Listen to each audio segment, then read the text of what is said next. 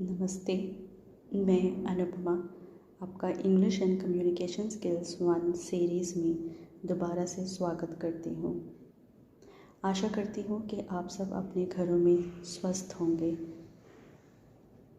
हमने अपने पिछले वीडियो लेक्चर में इंग्लिश एंड कम्युनिकेशन स्किल्स 1 का सिलेबस डिस्कस किया था और उसके साथ ही हमने अपना पहला यूनिट बेसिक्स ऑफ कम्युनिकेशन शुरू किया था, जिसमें हमने ये जाना था कम्युनिकेशन कौन सी भाषा से आया है और उसका मतलब क्या होता है।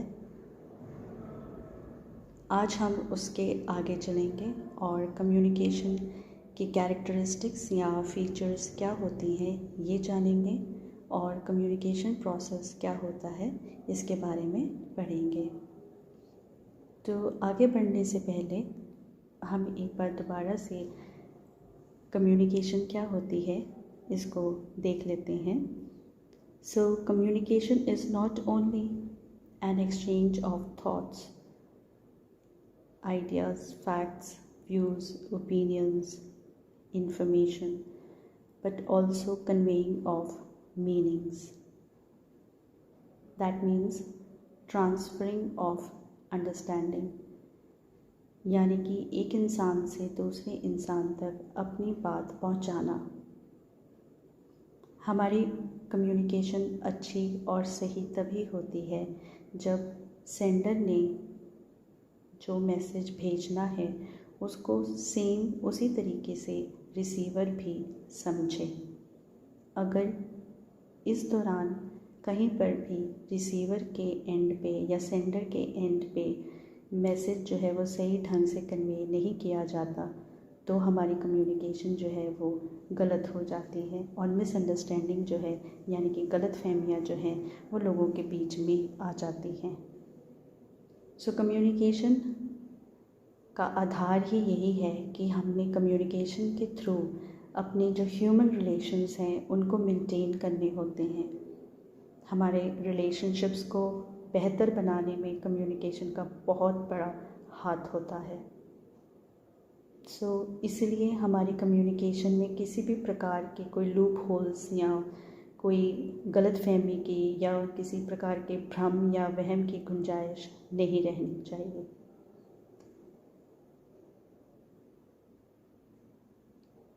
एक इंसान जो होता है उसका एक अपना व्यक्तित्व होता है, उसका एक अपनी पर्सनैलिटी होती है, उसकी एक अपनी इंडिविजुअलिटी होती है। और ये इंडिविजुअलिटी कैसे बनती है? बहुत सारी चीज़ें जो हैं इसमें जाती हैं। तो जैसे कि आप देख सकते हैं, मैंने कैरेक्टरिस्टिक्स के नीचे हिंदी में गुण या विशेषताएं लिखा हुआ है। ये विशेषताएं होती हैं किसी इंसान में, किसी व्यक्ति में, जो उसकी पर्सनैलिटी को दूसरे इंसानों से अलग बनाती है। हमारी ये जो पर्सनैलिटी है वो कैसे बनती है? Education, no doubt about it, उसका एक आधार है। हम जैसे एजुकेशन लेते हैं, जिन स्कूल्स में पढ़ते हैं या कॉलेजेस में पढ़ते हैं, जिस प्रकार के टीचर्स हमें पढ़ाते हैं, हमारे मेंटोर्स जो होते हैं, तो कहीं ना कहीं उनका प्रभाव तो हमारे ऊपर रहता ही रहता है। पर इसके अलावा हमारी पर्सनैलिटी में और बहुत सारी चीज़ें हैं, जैसे कि हमारा जो सोशल एनवायरनमेंट है या इकोनॉमिक एनवायरनमेंट या हमारा साइकोलॉजिकल मेकअप या political thinking, religious thinking, cultural background, literary taste. ये सारी चीज़ें जो हैं मिलकर एक इंसान की पर्सनैलिटी जो है वो बनाती है। और आपकी पर्सनैलिटी जिस प्रकार से बनती है आप उसी प्रकार से कम्युनिकेशन जो है वो करते हैं। अगर कोई इंसान आपको बहुत अच्छा लगता है, उसका बोलने का तरीका आपको बहुत अच्छा लगता है, तो दैट मीन्स कि उसकी कहीं ना कहीं ये सारी चीज़ें जो हैं वो बहुत ही पॉजिटिव रही होंगी। इसी वजह से उसकी पर्सनैलिटी जो है वो एक पॉजिटिव पर्सनैलिटी होती है या एक अट्रैक्टिव पर्सनैलिटी होती है या मैग्नेटिक पर्सनैलिटी होती है।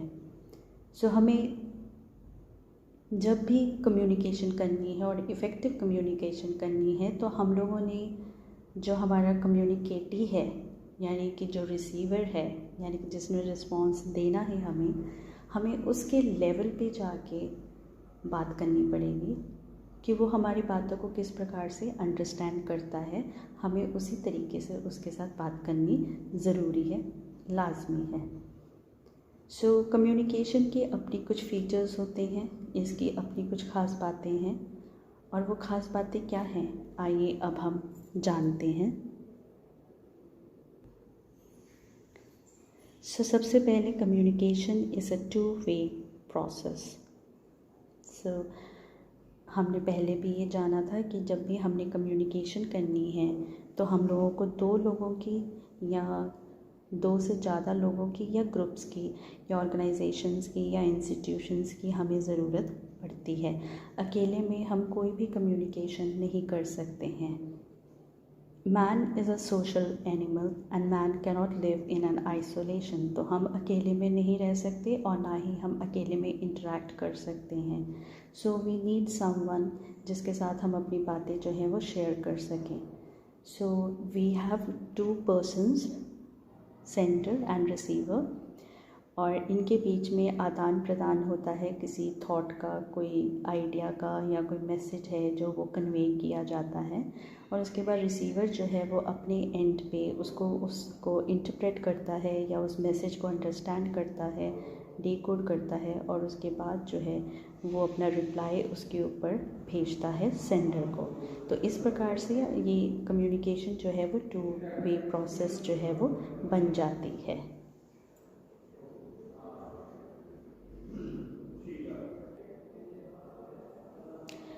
Next, communication is a continuous process. So communication जो है वो एक लगातार प्रोसेस है, लगातार चलती रहती है, वो रुकती नहीं है, थमती नहीं है। तो कम्युनिकेशन सुबह से लेकर शाम तक जो है वो चलती ही रहती है। जैसे कि हम सुबह जो है उठते हैं और वॉक पे जाते हैं, उसके बाद फिर ब्रेकफास्ट लेते हैं, then we go to school और कॉलेज, जो भी हमारा एजुकेशनल इंस्टीट्यूशन है। फिर उसके बाद वहाँ से हम लोग घर आते हैं, शाम का टाइम होता है, खेलने के लिए जाते हैं, अपना होमवर्क फिनिश करते हैं। इस तरीके से हम अपना शाम तक एक शेड्यूल जो है पूरा दिन का हमारा जो है वो चलता है। So it keeps on moving, so it does not stop, so it is continuous. So communication is a continuous process. Next, third जो है, कम्युनिकेशन इज़ गोल और रिज़ल्ट ओरिएंटेड। सो एक इफ़ेक्टिव कम्युनिकेशन जो होती है वो हमेशा गोल ओरिएंटेड होती है, यानी कि उसमें हमें अपना जो टारगेट है उसको अचीव करने की क्षमता जो है वो हमारे अंदर पैदा करती है। सो यहाँ पर मैं आपको एग्ज़ाम्पल देना चाहूँगी अर्जुन का।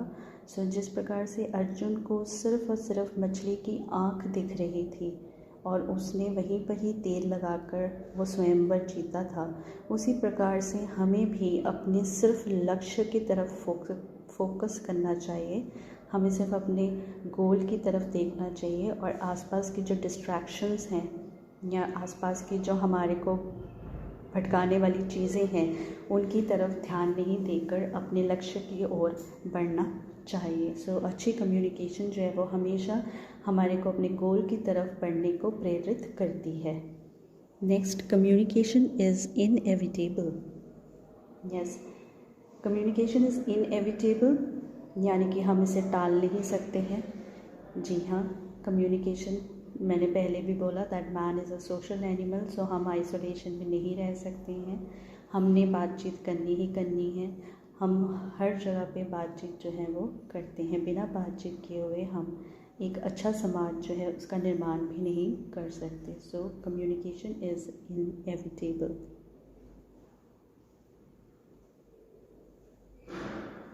Next, communication is exchanging of meanings, or you can say exchange of meanings or conveying of meanings. So हम हमेशा यहाँ पर जो है अपनी जो मीनिंग्स हैं, यानी कि जो हम पहुँचाना चाहते हैं अपनी चीज़ें, अपनी जो बात है जो कहना चाहते हैं वो हमेशा इसमें पहुंच जाते हैं। कोशिश हमारी यही होनी चाहिए कि जिस प्रकार से हमने जिस चीज़ों को जैसे समझा है, जाना है, उसी प्रकार से रिसीवर भी जो है आपकी बात को समझे और जाने। तो सबसे बड़ी बात कम्युनिकेशन में यही होती है कि जब हम कोई भी शब्द का प्रयोग करते हैं या कुछ भी बोलते हैं, चाहे वो लिख के बोल रहे हैं, चाहे ऐसे वर्बली बोल रहे हैं या डायग्राम्स के थ्रू आपको समझाने की कोशिश कर रहे हैं, तो उसमें जो रिसीवर है वो उसी को उसी तरीके से समझें जिस प्रकार से आप उसे समझाना चाहते हैं। नेक्स्ट, कम्युनिकेशन का फीचर है that it is a complex process. So communication जो है वो एक कम्प्लेक्स प्रोसेस है, एक पेचीदा प्रोसेस है। वो इसलिए है क्योंकि कम्युनिकेशन जो है वो एक जगह पर रुकती नहीं है या एक ही तरीके से चलती नहीं है। कम्युनिकेशन जो है वो उसके डिफरेंट फॉर्म्स होते हैं, उसके डिफरेंट टाइप्स होती हैं और उसके डिफरेंट डायरेक्शंस होते हैं। तो वो अलग अलग दिशाओं में, अलग अलग लेवल्स पे, डिफरेंट पर्सन्स के साथ, डिफरेंट सिचुएशंस, वक्त, टाइम डिफरेंट होता है। तो इन सब फिज़िकल चीज़ें, यानी कि हमारी फ़िज़िकल कंडीशंस क्या हैं, हमारे इन्वायरमेंट क्या है, तो इन सब चीज़ों के ऊपर डिपेंड करता है। तो इसलिए कई बार हमारी कम्युनिकेशन जो है वो काफ़ी कम्प्लेक्स हो जाती है।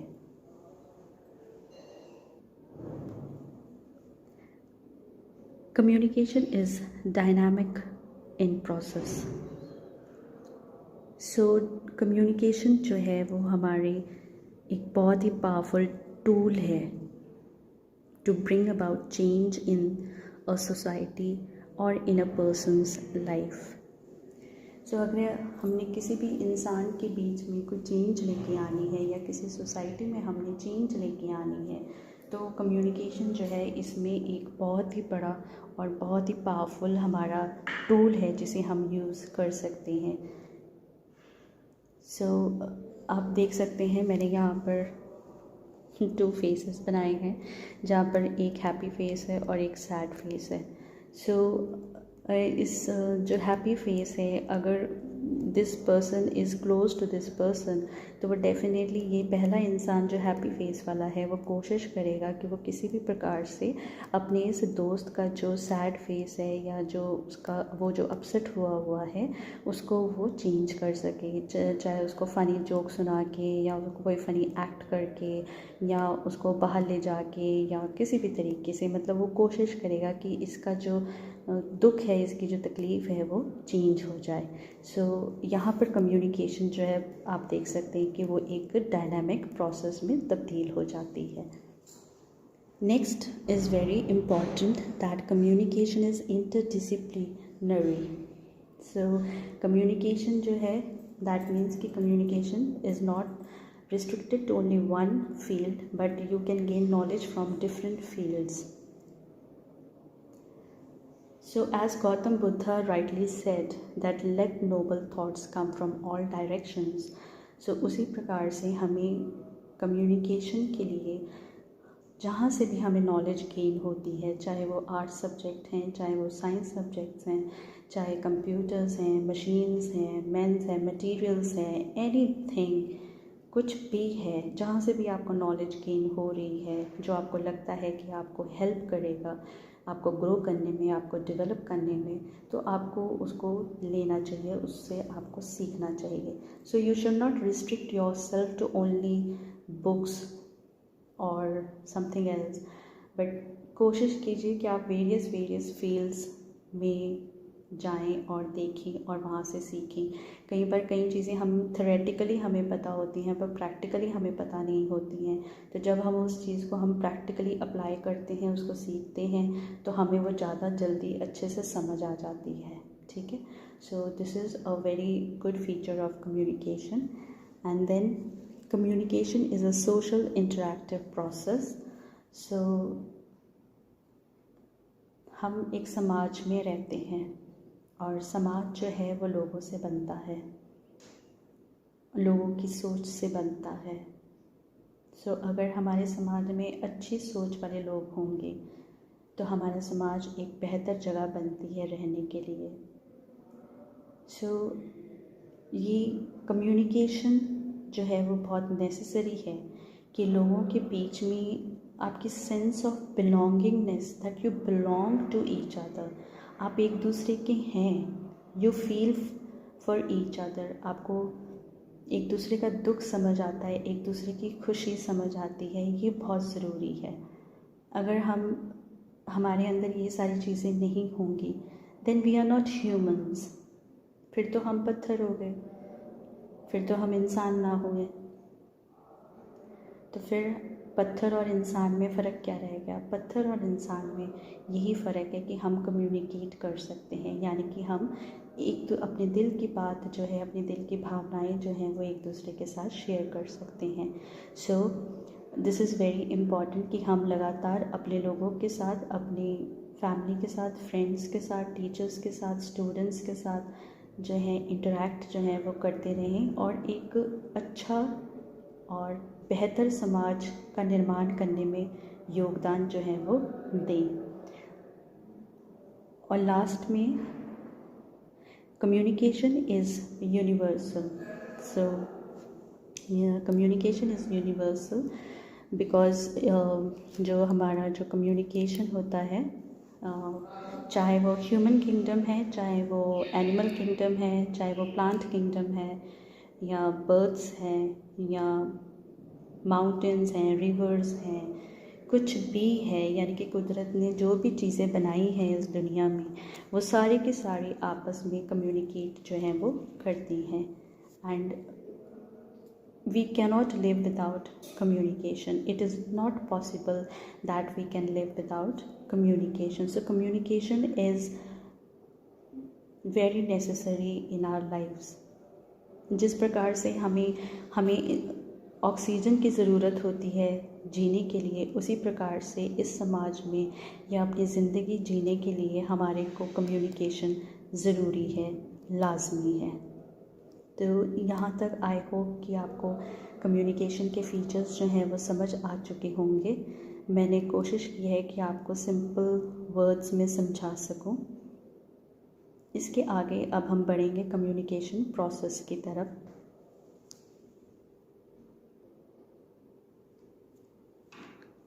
सो कम्युनिकेशन प्रोसेस,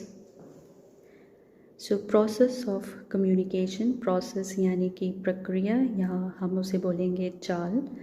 कम्युनिकेशन की चाल कैसी होती है, यानी कि वो किस तरीके से चलता है, किस दिशा में चलता है, ठीक, क्या क्या स्टेप्स उसमें इन्वॉल्व होते हैं। तो सबसे पहले हम ये जानेंगे कि हमारे को कम्युनिकेशन प्रोसेस का जो मॉडल है वो सबसे पहले दिया किसने और कहाँ से ये शुरुआत हुई है इसकी। So communication process model was developed by Shannon and Weaver, and you can see मैंने brackets में लिखा है both engineers. So this I wanted to focus because ये जो हमारे lectures हैं ये basically हमारे पॉलिटेक्निक स्टूडेंट्स के लिए हैं, जो कि आने वाले टाइम में हमारे कंट्री के फ्यूचर इंजीनियर्स हैं।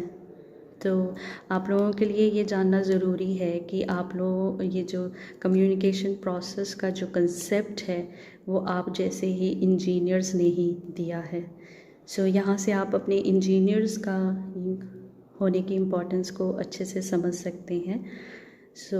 So this concept was given by Shannon and Weaver in the year 1948 or 1949. And इनका जो मॉडल था वो बहुत ही सिंपल मॉडल था, वो जिसमें एक सेंडर होता है, एक रिसीवर होता है, मैसेज होता है and some kind of obstruction is there. उस ऑब्स्ट्रक्शन को उन्होंने नाम दिया नॉइज़ का। So this was a very simple model which was given by them, और इसको हम लीनियर मॉडल भी कहते हैं। वो इसलिए इसको लीनियर मॉडल कहते हैं क्योंकि it moves only in one direction.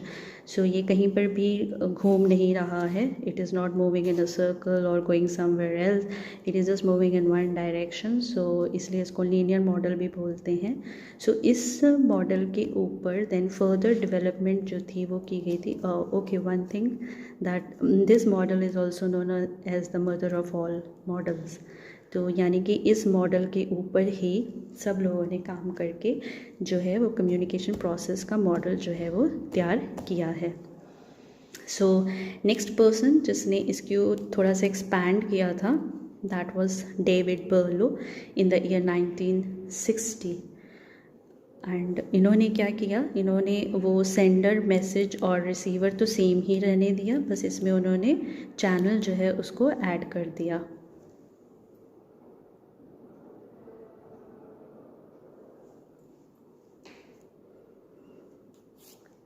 So this was the model which was given by David Berlo। लेकिन इसके ऊपर फिर फर्दर जो था लोगों ने डेवलपमेंट करी और उसके बाद अब हम जो फॉलो कर रहे हैं उसको हम 5 स्टेप कम्युनिकेशन प्रोसेस बोलते हैं।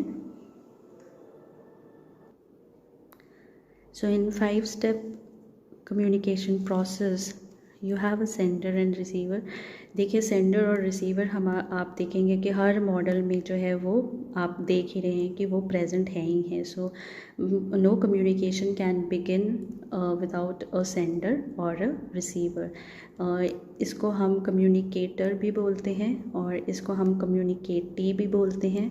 This is also known as stimulus, known as response.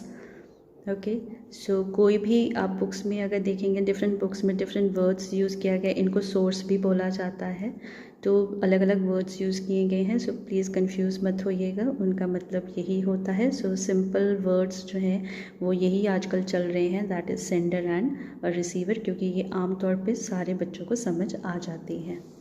So it's very simple, you can see from the diagram कि जो सेंडर है हमेशा वो कम्युनिकेशन प्रोसेस का सोर्स होता है, यानी कि भेजने वाला होता है, उसको स्टार्ट करने वाला होता है। तो उनके पास सबसे पहले एक आइडिया आता है। आइडिया मीन्स एक मैसेज जो वो चाहते हैं कि रिसीवर तक जो है वो पहुंचाएं।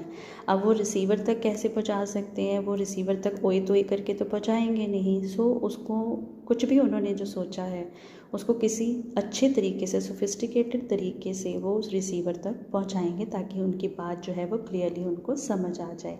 सो दिस आइडिया और मैसेज जो है उसको वो फिर क्या करते हैं, एनकोड करते हैं। एनकोड का मतलब होता है कि आप उसको शब्दों में ढालते हैं या डायग्राम्स में ढालते हैं, या जो आपको सूट करता है, आपके मैसेज को जो चीज़ सूट करती है, ठीक है, आप उसमें अपने मैसेज को कन्वर्ट करते हैं। So basically encoding is converting. Okay, so you convert your idea into something authentic, और उसके बाद आप उसको क्या करते हैं, ट्रांसमिट करते हैं। ट्रांसमिट का मतलब होता है कि उसके बाद फिर आप उसको कोई चैनल ढूंढते हैं, कोई माध्यम ढूंढते हैं, कोई मीडियम ढूंढते हैं जिससे आप अपना उस एनकोडेड मैसेज को आप रिसीवर तक भेजें। ठीक है, यहाँ तक आपको समझ आ गया। सो सेंडर के पास आइडिया को एनकोड किया जाता है, एनकोड करने के बाद उसको ट्रांसमिट किया जाता है, एंड देन ट्रांसमिट करने के बाद क्या होता है, it is decoded. Okay, so encoding का मतलब हो गया कि आप उनको किसी चीज़ में कन्वर्ट करते हैं, और डिकोडिंग का मतलब क्या हो गया कि आप उसी कन्वर्ट किए हुए चीज़ों को तोड़ते हैं। आप इसको क्यों तोड़ेंगे, क्योंकि आपको मैसेज को अंडरस्टैंड करना है, उसको आपने समझना है। तो आप उसको तोड़ तोड़ के उसका मीनिंग जो है उसको निकालेंगे, उसको इंटरप्रेट करेंगे, उसको समझेंगे। ओके, सो जब ये आप सारी चीज़ें कर लेंगे उसके बाद फिर आप क्या करते हैं, जब आपको मैसेज बहुत अच्छे से समझ आ जाता है फिर आप नेक्स्ट और लास्ट स्टेप की तरफ बढ़ते हैं, that is feedback. So what is feedback? Feedback is your reply और योर रिस्पॉन्स और the action taken by you, और you can say the answer. ठीक है, सो कोई भी आप वर्ड यहाँ पर यूज़ कर सकते हैं। तो वो आप क्या करते हैं, जो रिसीवर है वो सेंडर को वापस भेजता है, और जब रिसीवर कोई भी जवाब अपना सेंडर को वापस भेजता है तो वहाँ से आपका कम्युनिकेशन प्रोसेस जो है वो शुरू हो जाता है। देन इट स्टार्ट्स मूविंग, और आपकी कम्युनिकेशन जो है वो चलनी शुरू हो जाती है। सो इस प्रकार से फिर दोबारा से जो है वो सर्कल जो है वो शुरू हो जाता है और आपकी कम्युनिकेशन जो है वो चलनी शुरू हो जाती है। एंड आप देखेंगे कि नॉइज़ जो था वो पहले मॉडल में भी था, आगे भी था, और ये नॉइज़ जो है वो इन्होंने हर ऑथर ने जो है वो यहाँ पर रखा ही रखा है। दैट मीन्स कि जब भी हम कम्युनिकेशन करते हैं इट इज़ नॉट नेसेसरी कि कम्युनिकेशन जो है वो स्मूथ ही हो, ठीक है, जिसमें कोई भी किसी भी प्रकार की कोई नॉइज़ ना हो, या ऑब्स्ट्रक्शंस ना हो, या डिस्ट्रैक्शंस ना हो, या ऑब्स्टेकल्स ना हो, हिंड्रेंसेस ना हो, कोई बैरियर्स ना हो, ठीक है। सो हमारे जब भी कोई भी हम कम्युनिकेशन अपनी शुरू करते हैं तो उसमें ये नॉइज़ जो है या हिंड्रेंसेस हम कहेंगे बेसिकली, सो ये हिंड्रेंसेस जो हैं वो यहाँ पर रहते ही रहते हैं। तो हमने इनका ध्यान रखना है और इसको ध्यान में रखते हुए अपनी कम्युनिकेशन जो है उसको सक्सेसफुल बनानी है, ठीक है। इसके साथ ही आप यहाँ देखेंगे ये भी एक कम्युनिकेशन प्रोसेस का ही मॉडल है, बस इसमें उन्होंने चैनल जो है दिस इज़ देयर, बस आप देखेंगे सेंडर है, आइडिया है, ठीक है, और रिसीवर जो है वो हमारे इधर से बीच में आ गए हैं, दैट इज़ ऑल। और उसके बाद आप देखेंगे कि यहाँ से ये फीडबैक जो है वो जाता है, और ये noise again it is present there. So कुछ ख़ास फ़र्क नहीं है, मैंने दोनों इसीलिए डायग्राम्स बनाए कि जो भी आपको इजी लगे। अगर आपको ये वाला इजी लगता है तो आप एग्ज़ाम में ये वाला भी बना सकते हैं, और अगर आपको ये वाला इजी लगता है तो आप एग्ज़ाम में ये भी बना सकते हैं। So by this we come to the end of our lecture. So we have completed what are the characteristics or features of communication and what is a communication process। और आशा करती हूँ कि आपको ये लेक्चर समझ आया होगा। So before I wind up, I just want to say a quotation by George Bernard Shaw। So वो quotation ये है, that genius is 1% inspiration and 99% perspiration। So students, आपके लिए ये जानना ज़रूरी है कि ज़िंदगी में जो सफल व्यक्ति हुए हैं, चाहे डॉक्टर APJ अब्दुल कलाम ले लें हम, या कोई भी इंसान लें हम, तो उनके पास सिर्फ 1% मोटिवेशन था कुछ करने के लिए, पर उस मोटिवेशंस में सबसे ज़्यादा काम किस चीज़ का था, योगदान किस चीज़ का था, उनके हार्ड वर्क का। सो यहाँ मैं आपको ये कहना चाहूँगी कि ज़िंदगी में शॉर्टकट्स नहीं हैं। आपकी जो सक्सेस का जो रोड है वो हार्ड वर्क से ही होके गुज़रता है, और बिना हार्ड वर्क के आप कुछ भी अचीव नहीं कर सकते। ये आज से पहले भी अप्लाई होता था, आज भी अप्लाई होता है, और आने वाले टाइम्स में भी अप्लाई होगा। सो आई होप कि आप लोग हार्ड वर्क की अहमियत को समझेंगे और अपने फ्यूचर को अच्छा बनाने के लिए हार्ड वर्क जो है वो करेंगे। Thank you.